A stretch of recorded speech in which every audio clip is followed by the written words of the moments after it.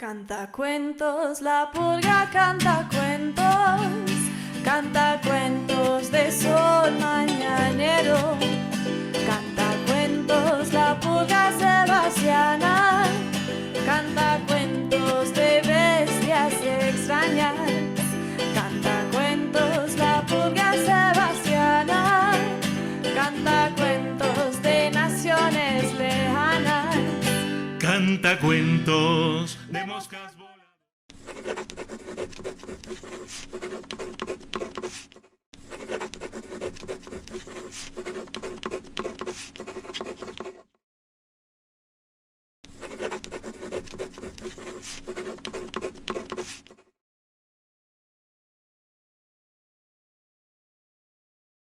Jorge Luis Borges, el poeta, cuentista, ensayista argentino, me parece que inaugura un nuevo tipo de literatura en América Latina, donde basándose en una muestra de realismo mágico, combina ese realismo mágico con una erudición con fantasía, con imaginación, y esto lo hace no solamente original para la literatura del continente, sino para la literatura mundial.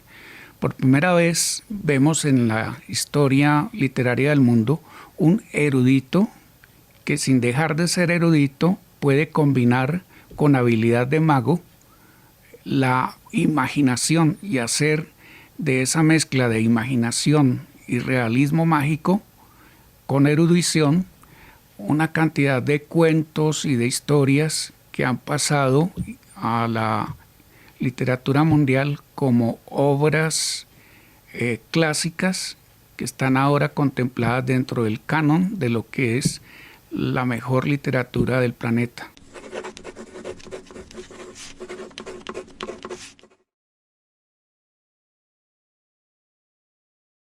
Borges nace en una familia vinculada a las clases altas de Argentina, nació en Buenos Aires y los primeros años de su vida los pasó en Ginebra, en Suiza.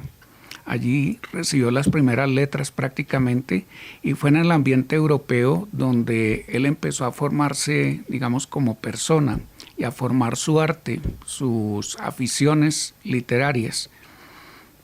Esa familia a la que él pertenecía era una familia tradicional, conservadora. Él heredó esas ideas políticas y Borges tenía una cualidad que no tienen muchos de nuestros grandes escritores y artistas, que es la franqueza, ser claro, hablar sin tapujos.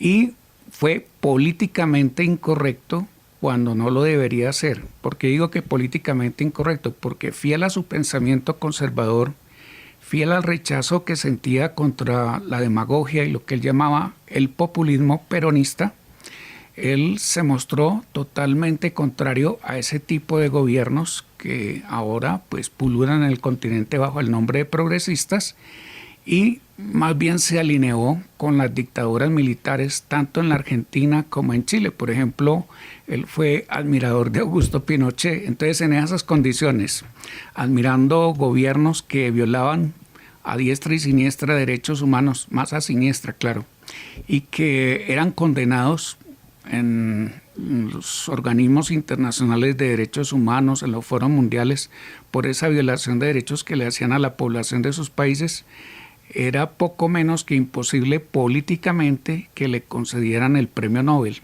a un escritor de Estados Unidos que se exilió en Inglaterra, Henry James. Creo que los dos tienen un parecido en cuanto al estilo, lo metafísico o esotérico de algunos de los contenidos de sus narraciones. Borges sencillamente podría decirse que por accidente nació en Buenos Aires, pero le pertenece a todo el planeta. Fue un hombre universal. Si se puede hablar de un escritor de dimensión universal en América Latina, se tiene que hablar de Jorge Luis Borges. No era un hombre cargado de ego, como suele verse en estas lides del arte y de la literatura en particular. Era un señor que no tenía pretensiones de divo, y eso tal vez le ayudó a captar con mayor agudeza esos temas, esos textos que para la mayoría de nosotros pasan desapercibidos dentro de una realidad que parece tan monótona. Él le dio un vuelco a la realidad. Esa lucidez de Borges fue la que le permitió escribir este tipo de literatura. Entonces, Borges, por esa misma capacidad de asimilar conocimientos, se convirtió en un políglota, un hombre versado en todo tipo de literaturas, especialmente literaturas escandinavas, literaturas de la primera etapa de la época medieval en Europa.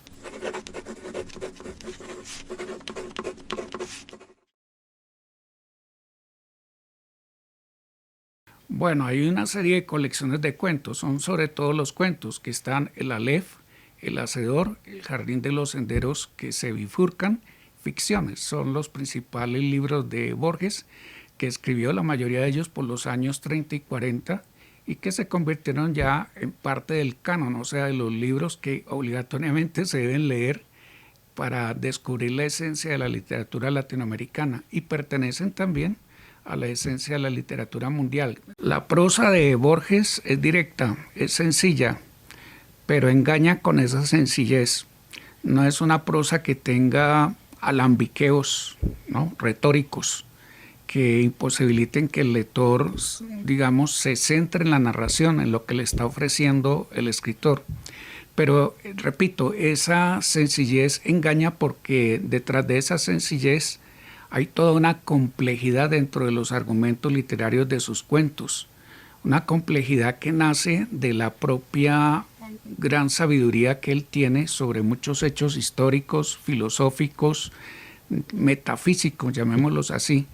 Entonces la lectura de Borges obliga a la persona a zambullirse en unas aguas aparentemente calmas, pero que por debajo tienen unas fuertes corrientes que obligan a un proceso de reflexión y de introspección para poder discernir cuál es el mensaje que quiere transmitir el escritor y qué es lo que realmente están presentándonos los personajes de los cuentos. Borges juega mucho con lo esotérico, con lo mistérico en sus narraciones. Esta dimensión de lo mistérico, de lo esotérico, suele confundir a muchos de los lectores. ¿Por qué debemos leer a Borges? Porque Borges es una especie de mago que nos introduce en la literatura de alto vuelo a los lectores no solo latinoamericanos, sino europeos y de todo el mundo. Es un escritor que nos facilita el empezar a amar la literatura, a amar esa vieja religión a la cual se han sacrificado o por la cual se han sacrificado decenas de personas en el mundo, que es la más bella de las religiones.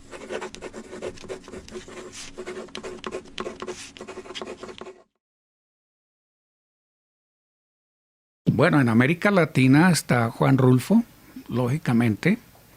Está también Juan Carlos Onetti, Augusto Roa Bastos, y me atrevería a poner también a José María Arguedas.